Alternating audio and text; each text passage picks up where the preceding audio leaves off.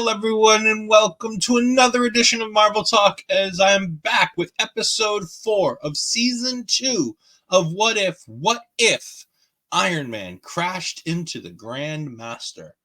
Thank you for joining us. Merry Christmas, everybody who's watching this as it gets released. If not, thank you and Merry Christmas. Happy Boxing Day for those of you that celebrate in the UK. Thank you for joining us anyways during this holiday week. We greatly appreciate it. Thank you for your feedback on all these episodes. It has been fantastic. If you can go ahead and make sure to leave a like, go ahead and leave a comment. Tell me what you thought of these episodes or what you've been thinking of this season as a whole. As this episode doesn't necessarily take place this season, it technically took place last season. This is the missing episode. This is the episode that couldn't be ready for last season upon release, so it got moved. This is the episode where we find out of the Gamora, the champion of Sakaar, the killer of Thanos. This is that episode. This is the episode where in episode 9 where they say, "Not you, Stark," and he goes ahead and takes Gamora instead. This is where we find ourselves after the end of the episode. But we have to backtrack. This episode starts taking place after the first Avengers movie, which is fantastic. A place we haven't gone back to talk about the ending of that movie in a long time. The ending of the Avengers movie. Tony takes the rocket, the warhead all the way up into the hole and throws it against the Chitauri mothership. And what happens next? Well, Tony fell through the hole back down to Earth. What if Tony didn't fall back down to Earth? That's essentially what this episode is. Because instead of falling to Earth in the universe that we have, in this universe, Tony falls into Sakaar. And he meets Jeff Goldblum, who is still absolutely fantastic as the Grandmaster. Love him as the Grandmaster. Rachel House playing Topaz again. Just sensational as always. Topaz is one of my favorite. The Sakaar world with Grandmaster and Topaz is one of the unknown spots of the MCU that I'd love to learn a little bit more. And we got a little bit more about it in this episode. And it made them a little darker than we already thought they were, which is fantastic. But this episode is, in following the 80s themes, this is our Mad Max episode. This is a chariot race. It's a little bit Ben-Hur. The Grandmaster keeps calling it a chariot race, when it's really just like a Mad Max type race. It's a, demolition derby to an extent, trying to be the last one standing and win. And it's these grand races, but it's all about the Grandmaster doing what he wants, keeping people prisoner, going ahead and killing people who try to oppose him, and having his way with his people, which is a bit sad. But again, he's so fun and interesting that you don't necessarily see him as a villain, which is interesting. We see in the beginning of the episode that Tony gets the Thor Ragnarok Thor treatment in this movie. He's the one who falls here, but he falls directly into him as opposed to being taken by Valkyrie, who we do see in this episode, which is fantastic. Played again by Tessa Thompson as well. Returning cast members are Mick Wingert, again, continuing to return in the animated universe as Iron Man. Jeff Goldblum returning as the Grandmaster. Rachel House returning as Topaz. For one single scene, they get Josh Brolin to do the voice of Thanos one more time. We get Korg as Taika Waititi, and of course, it's just fantastic. Gamora, unfortunately, not played by the wonderful Zoe Saldana. And this episode is played by Cynthia McWilliams, who I believe is the same person who did Gamora in season 1 in episode 9. The race starts. It's fine. We get to see some of our favorite characters. We get to meet Valkyrie, who crashes during the first race and gets tin cans thrown at her. And then they start throwing small animals, otherwise known as either a hamster or a chinchilla. We get our first piece of, this guy's really not the good guy we always kind of thought he might kind of sort of be, is that he says, with people not having food, we no longer throw rotten food at people. And it's like, your people are starving. And yet he's having these lavish parties for himself. It's funny to see the juxtaposition with how fun and flamboyant they make him, when he's this terrible dictator. It's interesting to see how it's put on, and I'm very excited to see what happens next with it. If we see him in any more. Yeah, it's then a scene of Iron Man tries to stand up for people, and Gamora comes after him because Thanos has sent her to kill him because of the fact that he stopped the Chitauri invasion. He's the one who defeated Thanos' attempt to take over Earth.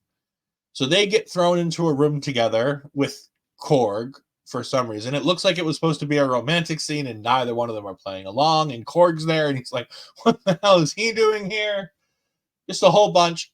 Stark uses the arc reactor to get rid of the buzzer thing that Thor used to have, which I thought was funny, because Thor couldn't use his thunder powers to get rid of it, but Iron Man can just use the arc reactor to do so. Fun and interesting thing for him. And then it's we're gonna try to take down the Grandmaster Revengers 2.0 with Valkyrie, Korg, and Tony Stark trying to take down the Grandmaster. And throughout the entire episode, Tony is talking to Gamora, trying to make her understand that she doesn't have to be the child of Thanos. At one point, he talks to her and he doesn't know who he's talking to and what's gone through it because he just knows her as a daughter of Thanos. And he says, "Do you understand what it's like to have your planet threatened, to have your people threatened, to, lose people to this madman? Like, all you do is just sit here and follow the rules and follow whatever happens." And it's so heartbreaking because she does know, because of the fact that she's been through this, Tony.